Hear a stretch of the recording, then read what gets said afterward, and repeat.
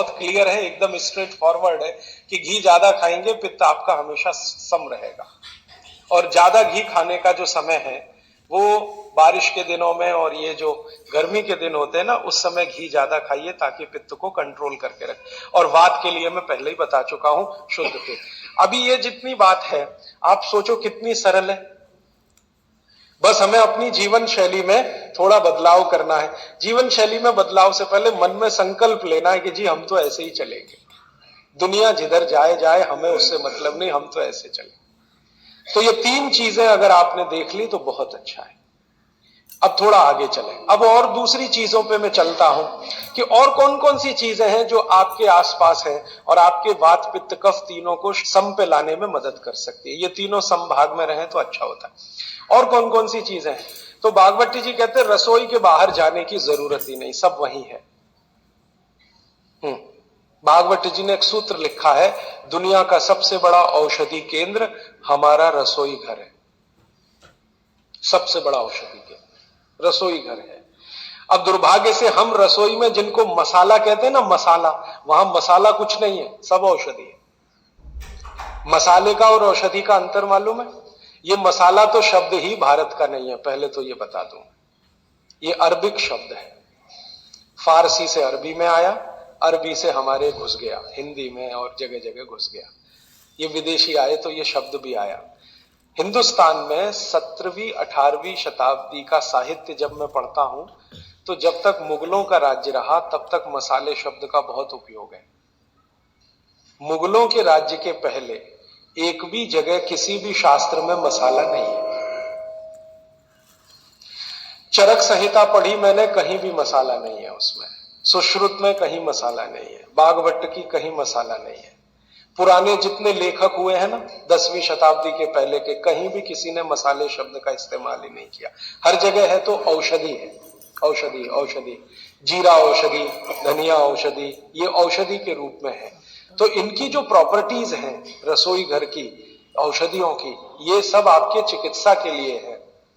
अब मुझे समझ में आता है कि हमारे पुराने जमाने की माताएं बहनें, जो हमारी दादी हैं, नानी हैं, उन्होंने अपनी अपनी बेटियों को जो कुछ सिखाया, सब्जी बनाना तो क्या क्या डालना, जीरा चाहिए, धनिया चाहिए, हींग चाहिए, मात्रा कितनी कितनी चाहिए, वो सब बड़े वैज्ञानिक और चिकित्सक लोग रहे होंगे।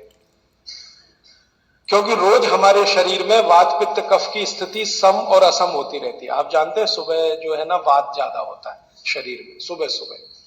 दोपहर को पित्त ज्यादा होता है, शाम को कफ ज्यादा होता है। तो ये पूरे 24 घंटे में ऊपर नीचे होता रहता है। तो 24 घंटे में जो वात पित्त कफ ऊपर नीचे होता रहता है, तो सब्जियों में उसी के हिसाब से औषधियां डाली जाती है। जैसे दोपहर की सब्जी बने, दोपहर की, तो मेरी दादी को मैंने देखा था कि दोपहर की सब्जी बनाएगी तो अजवाइन जरूर डालेगी उसमें, और वही सब्जी रात को बनाती थी तो अजवाइन नहीं डालती थी। तो एक दिन मैंने दादी से पूछा कि यही सब्जी दोपहर को मैंने खाई तो इसमें अजवाइन थी, शाम को खाई तो नहीं, क्यों? तो उसने उत्तर तो नहीं दिया। तो उसने कहा मेरी मां ने ऐसा सिखाया। बस बात खत्म हो गई। अब उस समय मैं भी मान लिया कि ठीक है, उसकी मां ने सिखाया। अब जब मैंने काम शुरू किया ये चिकित्सा पर, तब मेरे समझ में आया कि अजवाइन जो है पित्तनाशक है। घी के बाद, देशी गाय के घी के बाद जो सबसे ज्यादा पित्तनाशक दूसरी कोई चीज है तो वो अजवाइन है। और दोपहर को पित्त भड़कता है, आप जानते हैं, और वो स्वाभाविक है क्योंकि खाना खाने के लिए पित्त भड़कना ही चाहिए। तो उस समय अजवाइन डाली जाती है सब्जी में, क्योंकि दोपहर को ही शरीर को अजवाइन की जरूरत होती है पित्त को सम पे लाने के लिए। तो भारत में ज्यादातर माताएं बहनें ये बात जानती हैं कि दोपहर की सब्जी में अजवाइन चाहिए। दोपहर का दही है ना, दही का मट्ठा, उसमें भी अजवाइन का बघार लगता है।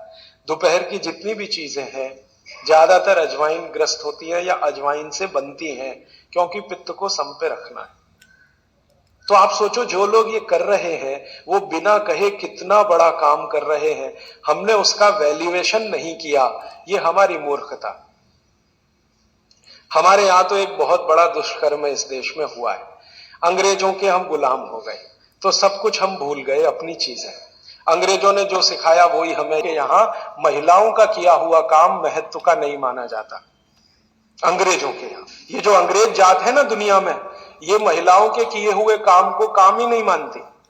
आपको मालूम है 2000 साल यूरोप में महिलाओं को पुरुषों से हमेशा कम वेतन मिलता रहा, और आज भी है ये कई देशों में। वो मानते ही नहीं कि इनका कोई काम है। क्यों? वो महिलाओं में आत्मा नहीं मानते। हाँ, यूरोप का सबसे बड़ा दार्शनिक है, 200-250 साल जो राज चल गया उसमें हम सब के दिमाग खत्म हो गए, सोचना विचारना बंद हो गया, तो हमने भी वही मान लिया।